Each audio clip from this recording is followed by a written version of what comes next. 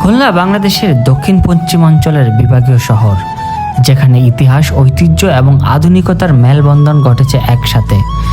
রূপসা নদীর তীরে গড়ে ওঠা এই শহর বাংলাদেশের তৃতীয় বৃহত্তম মহানগর, যা শিল্প, শিক্ষা, বাণিজ্য আর নৌবন্দর নগর হিসাবে বিশেষ খ্যাতি অর্জন করেছে। খুলনার মানুষ বেশ অতিথিপরায়ণ। রেল স্টেশন থেকে শুরু করে শিববাড়ির মোড়, নিউ মার্কেট থেকে রূপসা ব্রিজ, প্রতিটি কোণায় লুকিয়ে আছে জীবনের স্পন্দন। রাতের খুলনা যখন আলোয় জেগে ওঠে তখন মনে হয় এই শহর শুধু ইট পাথরের নয়, এটা এক জীবন্ত গল্প, যেখানে প্রতিটি দিন শুরু হয় নতুন স্বপ্ন নিয়ে। আজকে রাতের গল্পটা শুরু হয়েছে নগরের ফেরিঘাট মোড় থেকে। এই ফেরিঘাট মোড় নগরের অন্যতম এক ব্যস্ততম জায়গা। রাস্তার দুই পাশে সারি সারি দোকান, কেউ পেঁয়াজু বাজছে, কেউ জিলাপি, কেউ বা আবার বাখারখানি। রাস্তার এই পারে একটি সালসাবির নামে মাঠার দোকান আছে, যেটার মাঠা খুলনায় খুবই বিখ্যাত।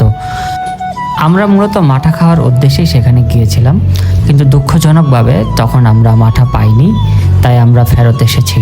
এখানকার জিলাপিগুলো বেশ মজা এবং খুবই অল্প দামে পাওয়া যায়। এখন আছি আমরা খুলনা উন্নয়ন কর্তৃপক্ষের সামনে, অর্থাৎ কেডিএর সামনে। এখানে আসলে আপনি এরকম দুটি হরিণের ভাস্কর্য পেয়ে যাবেন, যেটা সুন্দরবনের সিগনেচার। এই মুহূর্তে আমরা আছি নগরের শিববাড়ি মোড়। শিববাড়ি মোড় এবং কেডি একদমই পাশাপাশি। শিববাড়ি মোড় নগরীর অন্যতম আরেকটি ব্যস্ততম জায়গা, যেখান দিয়ে বাস, অটো, রিক্সা, বাইক সমস্ত ধরনের যানবাহন চলাচল করে এবং এই জায়গাটা অলওয়েজ খুব নয়েজি থাকে। এরপর আমরা চলে এলাম খুলনা নিউ মার্কেট। এটাই সেই খুলনার নিউ মার্কেটের সেই viral place, I love Khulna. এখানে এসে প্রচুর মানুষ ছবি তোলে। খুলনাতে যারাই বেড়াতে আসে কিংবা প্রথমবারের মতো আসে, সবাই এখানে ছবি তোলার চেষ্টা করে, যদিও এটা কিছুটা ঝুঁকিপূর্ণ, কারণ এই সিগনেচার লেখাটি রাস্তার একদমই মাঝে। এখন আছি আমরা নিউ মার্কেটের 1 নাম্বার গেটের সামনে। এখানে এসে এক বেলুনওয়ালাকে পেয়ে গেলাম। এটাই হলো খুলনার সেই বিখ্যাত নিউ মার্কেট। আমরা জানি প্রতিটি বিভাগীয় শহরে একটি করে নিউ মার্কেট আছে, আর এটা হলো খুলনার নিউ মার্কেট। নিউ মার্কেটের বাইরে সারি সারিতে অনেকগুলো দোকান পেয়ে যাবেন, যারা খুবই অল্প দামে চাইনিজ খাবার বিক্রি করে। বিভিন্ন ধরনের fried rice, chicken fry, fuchka, chotpoti, সকল ধরনের ফাস্টফুড আমরা এখানে খুবই স্বল্প মূল্যে খেতে পারি। সন্ধ্যার পর থেকে এখানে প্রচুর পরিমাণে ভিড় থাকে। আপনারা দুই পাশে যে দোকানগুলো দেখতে পাচ্ছেন, এগুলো সেই ফাস্টফুডের দোকানগুলো। এখানে একটা ইন্টারেস্টিং বিষয় হচ্ছে, এখানে লাইভ আইসক্রিম বানায় বিক্রি করে এবং প্রতিটা আইসক্রিমের মূল্য মাত্র 30 টাকা এবং আনলিমিটেড রিফিল দেয় ওরা, যেটা আসলে এই বাজারে এসে চিন্তারও বাইরে একটা কাজ। এই জিনিসটা আমার এখানে খুবই ভালো লাগে। অল্প দামে মানুষ এখানে এসে পেট পুড়ে খেতে পারে। এবং এই ছোট ছোট ফুডকার্টগুলা এই নিউ মার্কেটের ব্যস্ততম অন্যতম কারণ, এবং এই পাশটাতেই মানুষের ভিড় প্রচণ্ড পরিমাণে লেগে থাকে। এই ফুডকার্টগুলোর পাশেই রয়েছে বাইতুন্নুর জামে মসজিদ, এবং এইটা খুলনা নিউ মার্কেটের অন্যতম বড় একটি মসজিদ। এখন যেটা দেখছেন সেটা হলো একটা ফ্রাইড চিকেনের দোকান। এখানে খুবই কম দামে আপনি ফ্রাইড চিকেন পেয়ে যাবেন, মাত্র 60 থেকে 70 টাকায়। এখানে রাস্তার ধারে একজন মোমো বিক্রি করতেছিল, তো আমার নর্মালি হানি গার্লিক মোমো খুব পছন্দ, তো সেখান থেকে হানি গার্লিক মোমো নিলাম। তো আমাদেরকে প্লেট নিয়েছে মাত্র 50 টাকা। যদিও টেস্ট মোটামুটি ছিল, বাট ওভারঅল ভালো ছিল। এরপর আমরা চলে গিয়েছিলাম খুলনার আরেকটি ব্যস্ততম জায়গা, খুলনার রেলওয়ে স্টেশন।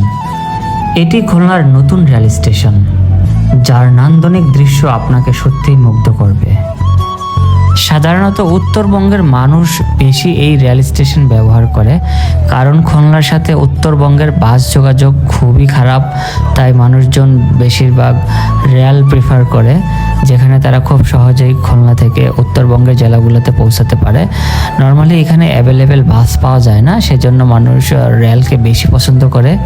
আমরা যখন গিয়েছিলাম রেল স্টেশন ছিল একদমই ফাঁকা, টিকিট কাউন্টারগুলোতে একদমই ভিড় নেই বললেই চলে।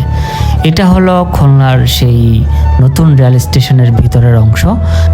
সকাল এবং দুপুরের দিকে এখানে প্রচুর পরিমাণে ভিড় থাকে, এবং রাত 9টার পর যখন উত্তরবঙ্গের ট্রেন এখান থেকে ছেড়ে যায়, ওই সময়টাতে সবচেয়ে বেশি ভিড় থাকে। আমরা এখন রেল স্টেশনের প্ল্যাটফর্মের ভিতরে ঢুকছি। এটা হচ্ছে টিকিট চেকার। এখানে নর্মালি টিটি যারা আছে ওনারা হচ্ছে টিকিট চেক করে। এখন যেহেতু কোনো ট্রেন আসা যাওয়া নেই তাই এই জায়গাটা বেশ ফাঁকা ছিল এবং পুরো প্ল্যাটফর্মে খুবই অল্প সংখ্যক লোক ছিল। তো যথারীতি আপনাদেরকে দেখানোর উদ্দেশ্যে আমি প্ল্যাটফর্মের ভিতরে প্রবেশ করলাম। ভিডিওতে এখন আপনারা প্ল্যাটফর্মের ভিতরের অংশ দেখতে পাচ্ছেন। প্ল্যাটফর্মের ভিতর কেবল একটি মাত্র ট্রেন বেরানো ছিল, যেটা খুলনা থেকে বেনাপোল আসা যাওয়া করে। এছাড়া আর কোনো ট্রেন আমাদের চোখে পড়েনি। যেহেতু আমরা 9টার আগে গিয়েছিলাম, তো 9টার দিকে সেখানে উত্তরবঙ্গ থেকে একটা ট্রেন আসে, যেটা আবার উত্তরবঙ্গের উদ্দেশ্যে রাতের বেলায় ছেড়ে যায়। এখন আমরা আছি খুলনা রেল স্টেশনের একদম শেষ প্রান্তে। তো এখানে এসে ছবি তোলানোর লোভ সামলাতে পারলাম না, তাই বেশ কিছু ফটো সেশন এখানে করে নিলাম। তো দেখতে দেখতে আমরা ভিডিওর একেবারে শেষ প্রান্তে চলে এসেছি। অন্য কোনো দিন অন্য কোনো এপিসোডে আপনাদের সাথে আবারও দেখা হবে। সেই পর্যন্ত সবাই ভালো থাকুন, সুস্থ থাকুন। আল্লাহ হাফেজ।